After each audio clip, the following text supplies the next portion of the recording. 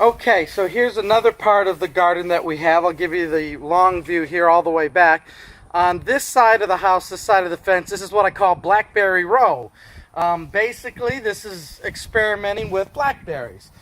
There's some new varieties of blackberries that came out recently from the University of Arkansas, who seems to be the Blackberry University. And a company online called Stark Brothers Nursery is a big seller of these blackberries. So basically, these are blackberries that produce twice a year off of the vines.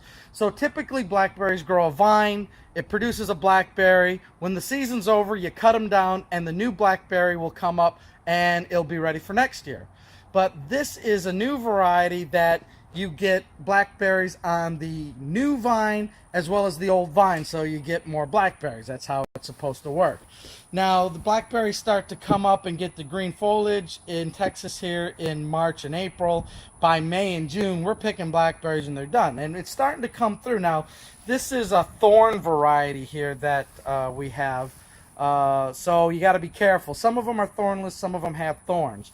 If I come in close here, you'll notice that there's very tiny blackberries coming up on these little white flowers. So everywhere where you see a white flower should be a blackberry. Now, one of the things that we have here is, again, we have them in our container bags, our cloth bags. And then last year, to help retain moisture, we put these kitty litter buckets. So when it rains, it keeps a little bit of water down there.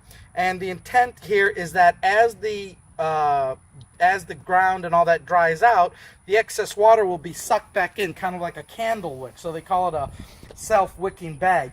Since I have the irrigation system going, as you can see, everything has a water emitter down there.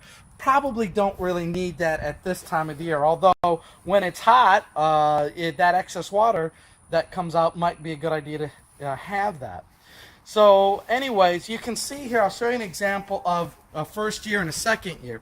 So this plant right here, you can see that the little branches with the flower, that's last year's branches. And then right in the middle here, as you can see, this main stalk, this is the current growth. This technically should produce blackberries this year, but it's going to be there for next year. And then you can see at the bottom here, there's little green blackberries coming up. Here's some blackberries coming up. So it's basically making the new for the next year and this year, hopefully, and then the old ones that as soon as those produce, then those should be cut back. Now, it's an experiment here because blackberries have very shallow root systems, which means they don't go deep, they go across. So it's kind of an experiment to grow blackberries in a container, and supposedly you can grow anything in a container. So far so good. As long as we put the nutrients and stuff in there, we'll get blackberries.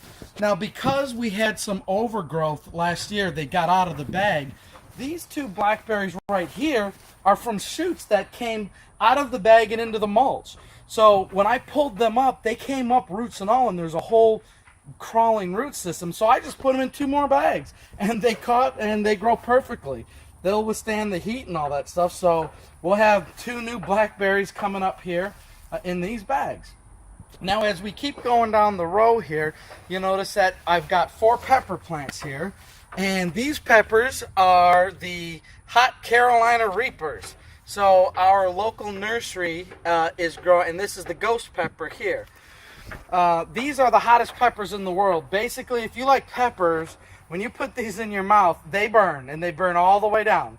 So it's kind of fun to grow these. They grow into giant vines. They'll take up this whole area here, and they have little curly, wrinkly peppers that are thin-walled, but boy, are they hot. And they love the Texas heat, and they grow really good here, so I'm growing them again. And then next to it here, we have just some little peppers that we have the habaneros, and we'll test those out. And then coming down here, again, we got the trellis systems built, and we got more tomatoes. So they're starting to grow, they're starting to get the flowers, so I'll probably just tie them up with a little tie. That way they'll hold on to the trellis a little bit better, and I can organize it. And then lastly, because everybody loves cucumbers and we like pickling cucumbers, there's 2 more cucumber plants. They're starting to grow and vine up. They'll take over this whole trellis system here. So on this side of the house, then we'll come down the long way. Again, you can see the whole row. It's tomatoes and cucumbers and ghost peppers and our blackberries, and that is that side.